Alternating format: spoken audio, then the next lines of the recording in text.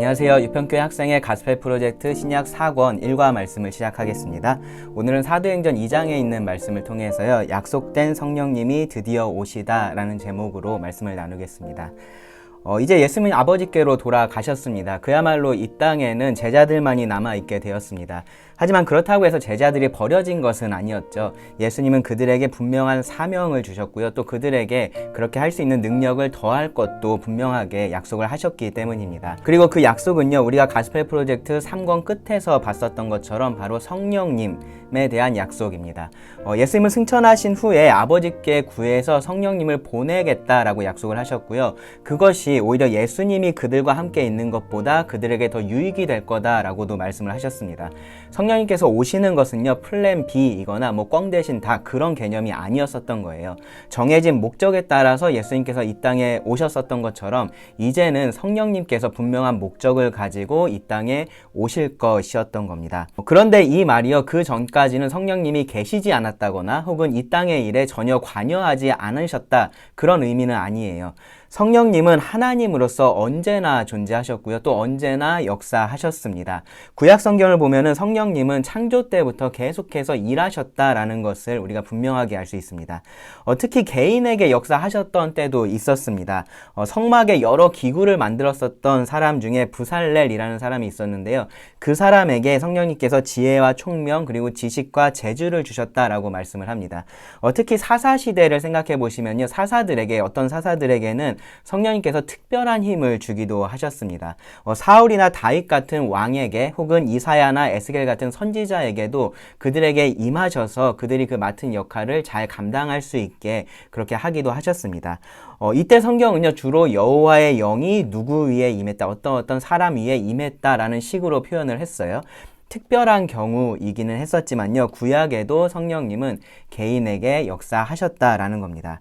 그런데 제가 반복해서 강조드린 것처럼요, 이런 경우들은요, 특별한 경우였습니다. 예외적인 것이었고 일반적인 것이 아니었다라는 얘기예요. 일시적이었고요, 특정인에게만 한정되어 있었던 일입니다. 따라서 예수님께서 내가 성령을 보내겠다라고 그렇게 약속을 하신 것은요, 이것하고 똑같은 모습으로 이루어질 일은 아니다라고 우리가 생각해 볼 수 있습니다. 예수님은 성령의 사역이 새로운 형태로 이루어질 것이기 때문에 이렇게 특별한 약속을 주신 겁니다. 성령의 사역이 어떻게 달라졌는지는요, 우리가 신약 성경을 읽어보면 알 수 있습니다. 가장 중요한 차이가 뭐냐면은 구원받는 모든 자에게 성령님께서 영원히 함께 하신다라는 겁니다. 이것을 성령의 내주라고 그렇게 표현을 하는데요. 예수님도 제자들에게 이 성령의 오심을 약속하시면서 이렇게 말씀을 하셨었어요. 요한복음 14장 16절 17절을 보시면, 내가 아버지께 구하겠으니 그가 또 다른 보혜사를, 성령님입니다.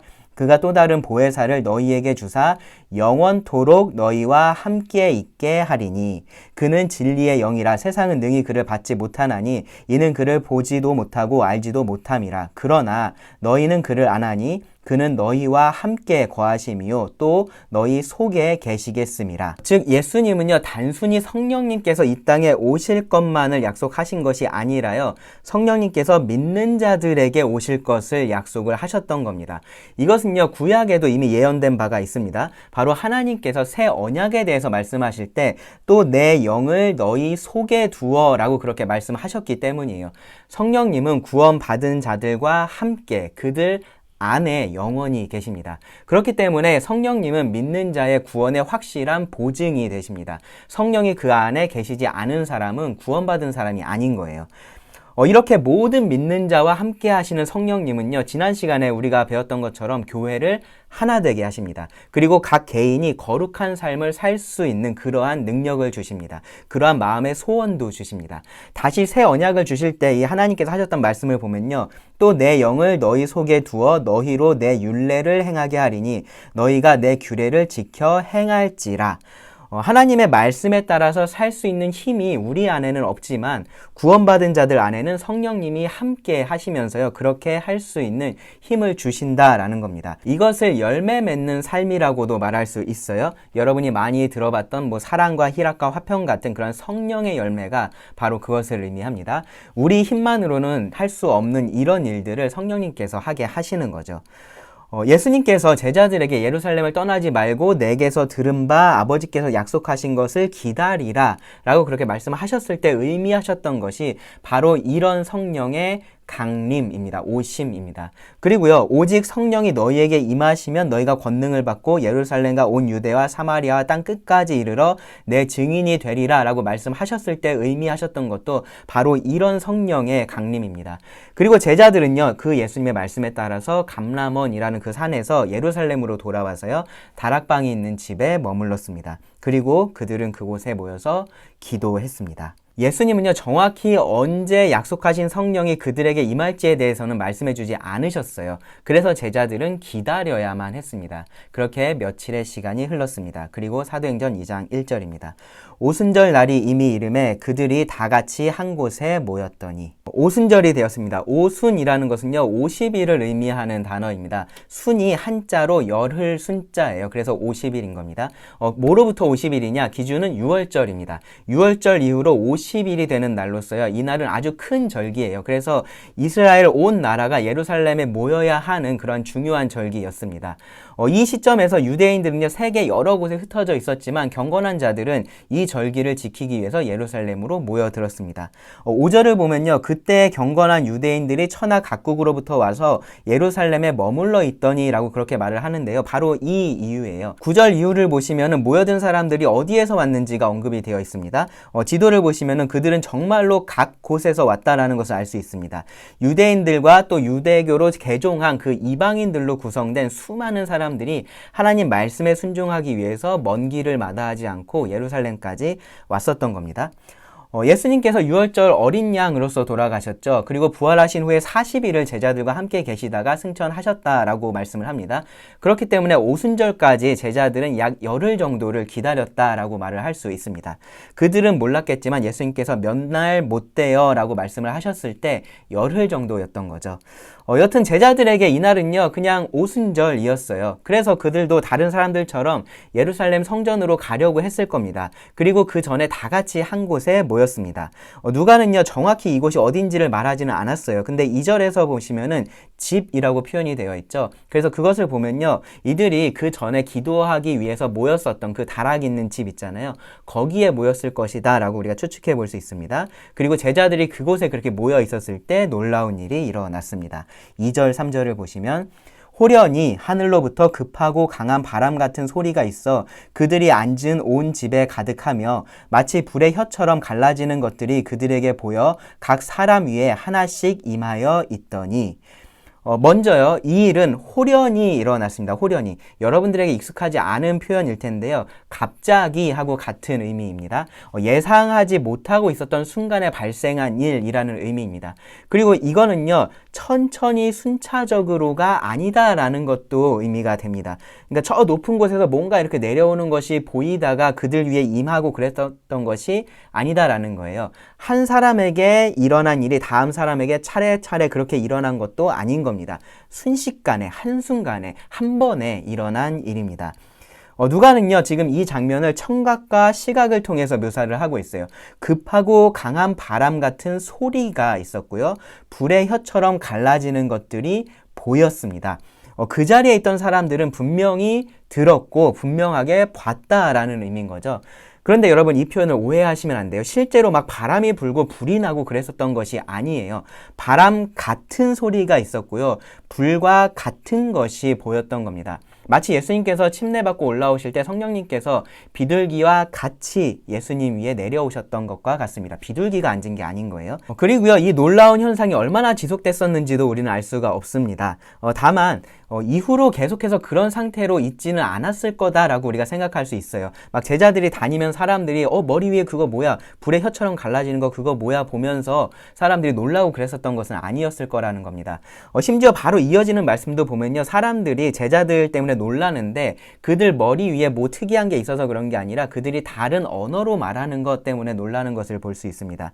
그러니까 이 소리하고 불은요, 사람들이 분명히 성령님께서 오셨다라는 것을 그 순간 순간에 알 수 있게 하는 역할을 했지 그 이상의 어떤 역할을 하지는 않았다라고 우리가 볼 수 있는 거죠. 어쨌든요, 이 일을 경험한 사람들 그리고 그것을 목격한 사람들은 분명히 그 자리에서 하늘에서 성령님께서 오셨다, 강림하셨다라는 것을 알 수 있었습니다.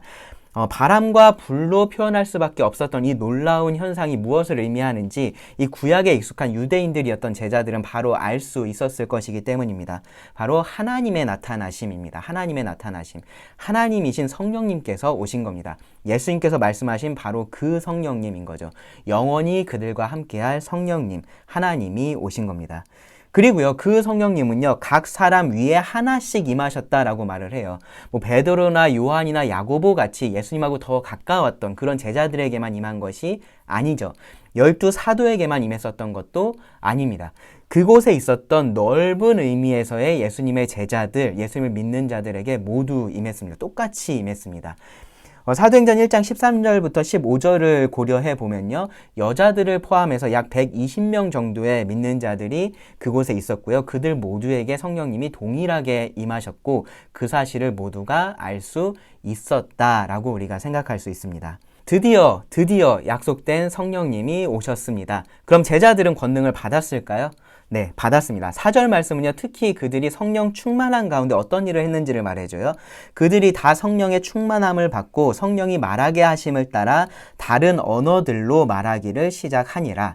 제자들은요, 다른 언어들로 말을 할 수 있게 됐습니다. 하지만 이들이요, 갑자기 2개 국어, 3개 국어를 할 수 있게 됐다라는 그런 의미는 아니에요.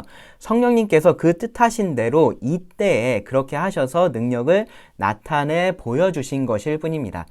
만약에 구원받아서 이 성령 세례를 경험한 사람은 누구든지 배우지 않아도 다른 나라의 말을 할 수 있다라고 하면요, 아마 다들 구원받으려고 최선을 다할 거예요. 그렇죠? 영어 공부하려고 고생할 필요도 없을 거 아니에요. 그것뿐만 아니라 아마 평생 먹고 살 걱정도 하지 않아도 될 겁니다. 제자들은요, 성령이 말하게 하심을 따라서 말할 수 있었던 것 뿐입니다. 그들에게 언어를 할 수 있는 능력이 생겨서 앞으로 계속해서 그렇게 할 수 있었던 것이 아니라는 거예요. 어떤 능력이 생긴 게 아니라 능력의 하나님이 그들과 함께 하신다라는 것이 이 일을 통해서 분명하게 드러났던 겁니다. 그들도 그것을 알게 됐던 겁니다. 그런데 여기서 끝이 아닙니다. 사람들은요, 제자들이 이렇게 다른 언어로 말하는 것, 방언이라고 얘기를 하죠. 이것을 듣고서 놀랐는데요, 더 중요한 것은 그들이 무엇을 말하느냐입니다. 11절을 보면요, 제자들은 하나님의 큰 일을 말했다라고 해요. 다들 그들에게 일어난 이 놀라운 일에 대해서 말하면서 하나님을 찬양을 했을 겁니다. 그런데 그 모습을 보고 있던 사람들은 놀라면서 당황하고 있었어요. 이 상황을 이해할 수가 없어서 그런 거죠. 그때 이 베드로가 주축이 돼서 사도들이 이 상황을 설명을 해줍니다. 먼저 베드로는요, 이 일이 구약, 정확히 말하면 요엘의 말씀인데요, 그 예언의 성취를 보여준다라고 말을 합니다. 16절부터 21절이 그 말씀이에요. 하나님께서 말세에 이 땅을 심판하신 후에 이 땅에 하나님의 나라를 세우실 건데 그때에 모든 사람에게 성령을 부어 주실 겁니다. 그런데 지금도 구원받는 이 하나님 나라의 백성에게 하나님은 성령을 부어 주시고요. 그 증거를 오순절에 예루살렘에 있던 사람들이 보았던 겁니다. 그러니까 이 예언의 부분적인 성취가 이루어졌다라는 거예요. 왜냐하면 영적인 의미에서의 하나님의 나라는 이미 시작된 것이기 때문입니다. 그리고 이어서 베드로는 더 중요한 이야기를 합니다. 하나님의 나라가 시작되었다라는 것은 메시아가 우리들에게 왔다라는 것을 의미한다라는 거죠. 바로 예수님이십니다.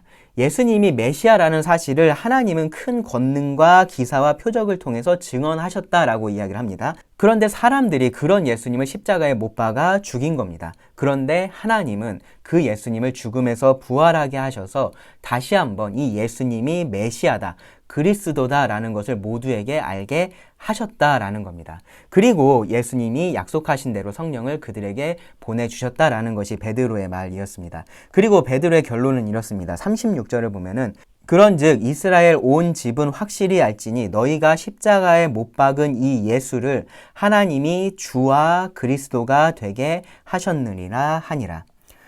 지금까지 베드로를 포함한 그 어떤 제자도요, 이렇게 담대하고 또 이렇게 확신을 가지고 예수님을 그리스도로서 선포했던 적이 없습니다. 하지만 성령님께서 오셨을 때 그들은 그렇게 할 수 있게 되었습니다. 이것이 바로 성령님께서 주신 권능인 겁니다. 방언을 하는 것은 이때만 할 수 있는 일이었어요. 이후에 사도들은요, 병을 고치거나 못 걷는 사람을 걷게 하거나 그런 일도 했었는데 항상 할 수 있는 일은 아니었습니다. 앞서 말한 것처럼요, 그런 능력 자체가 믿는 자들에게 그냥 주어졌던 것이 아니기 때문에 그래요. 능력의 성령님이 그들과 함께 하시는 것이었고요. 성령님은 그 뜻에 따라서 특별하게 일하기도 하셨을 뿐입니다. 그런데 이렇게 복음을 선포할 때 담대함과 확신을 주는 것, 이것은요, 우리가 항상 기대할 수 있는 부분이에요. 성령께서 항상 이렇게 하실 거다라고 기대할 수 있는 부분입니다. 제자들은요, 항상 이적을 행할 수는 없었지만 항상 담대한 증인이기는 했었습니다. 우리도 이런 성령님의 능력을 기대할 수 있습니다. 약속된 성령님이 임하셨고요. 제자들은 권능을 받았습니다. 그래서 제자들은 능력 있게 예수님께서 맡겨주신 그 사명의 첫걸음을 내딛었습니다. 예수님의 증인으로서 예수님을 증언했습니다. 그 결과 어떻게 됐을까요? 37절, 38절을 보시면 그들이 이 말을 듣고 마음에 찔려 베드로와 다른 사도들에게 물어 이르되 형제들아 우리가 어찌할꼬 하거늘 베드로가 이르되 너희가 회개하여 각각 예수 그리스도의 이름으로 세례를 받고 죄 사함을 받으라. 그리하면 성령의 선물을 받으리니. 사람들은 양심의 가책을 받고요, 낮아진 마음으로 제자들에게 나와서 그럼 이제 우리가 어떻게 해야 되느냐 그렇게 물었습니다. 베드로는요, 그들에게 회개하라 라고 답했습니다. 회개하라. 회개는 유턴을 의미를 해요. 내가 잘못 가고 있다는 것을 알고요, 그리고 그것을 인정하고 그 길에서 돌이키는 겁니다. 돌아서는 겁니다. 예수님을 못 박았던 그 마음과 길에서 돌이켜서 이제는 예수님을 믿고 따르는 제자로서의 삶을 살아야 한다라는 말이에요. 이 말에 성령님은 힘을 더하셨고요. 그때 또한 놀라운 일이 일어났습니다. 41절부터 말씀을 보겠습니다. 그 말을 받은 사람들은 세례를 받음에 이날의 신도의 수가 3,000이나 더하더라. 그들이 사도의 가르침을 받아 서로 교제하고 떡을 떼며 오로지 기도하기를 힘쓰니라.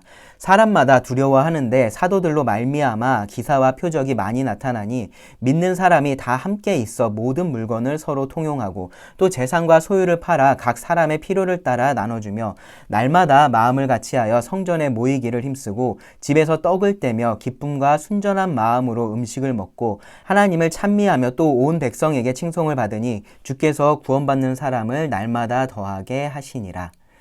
네, 이렇게 이 땅의 첫 교회가 시작이 되었습니다. 세상에서 볼 수 없는 놀라운 사랑의 공동체가 생겨난 겁니다. 이 공동체는요, 믿는 사람들로 구성이 되어 있었습니다. 서로를 사랑으로 섬기면서 함께 교제하는 공동체였습니다. 서로의 부족함을 채웁니다. 예수님의 명령에 따라서 떡과 잔을 나누고요, 침례를 베풉니다. 하나님을 찬양합니다. 하나님의 말씀을 듣습니다. 기도합니다. 하나님께 영광을 돌리고 사람들에게 칭찬을 받습니다. 그리고 그런 사람들이 계속해서 늘어납니다.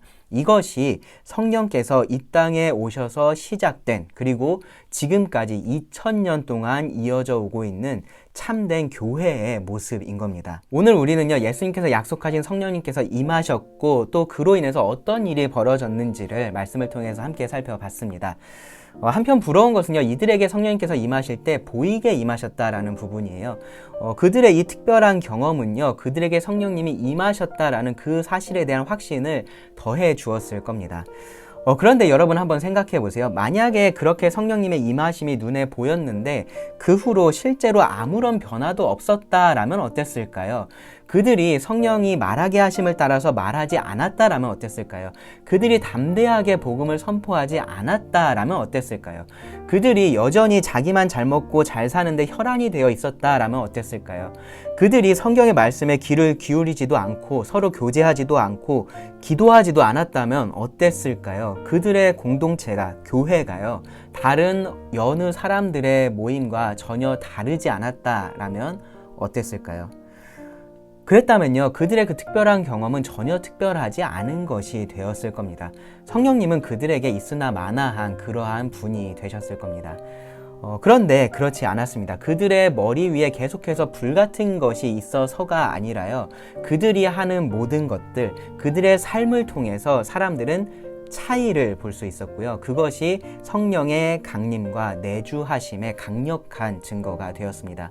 그것이 성령님께서 능력으로 그들과 함께 하심의 증거가 되었습니다. 우리도 그래야 됩니다. 우리 교회가 그래야 되고요. 우리 중고등부가 그래야 됩니다.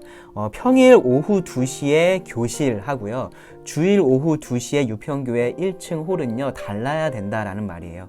우리가 모였을 때 하는 일이 달라야 되고요. 우리가 하는 말이 달라야 됩니다. 부르는 노래가 달라야 됩니다. 행동이 달라야 됩니다. 여러분이 다른 사람들이기 때문인 거예요.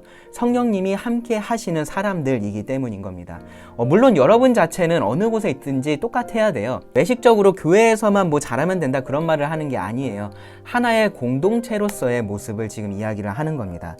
성령님께서 만드시는 가장 큰 차이는 바로 이겁니다. 우리는요, 모두 이기적인 사람들이에요. 나를 제일 중요하게 생각하는 그런 사람이라는 겁니다. 그런데 성령님은 그런 우리를 하나님을 가장 중요하게 생각하게 하십니다. 그리고 그렇기 때문에 다른 사람을 사랑할 수 있게 하십니다. 그것을 가능하게 하는 것이 성령님의 능력입니다. 여러분이 구원받은 자라면요, 이런 성령님의 능력이 여러분의 삶을 통해서 드러날 수 있게 되기를 바랍니다.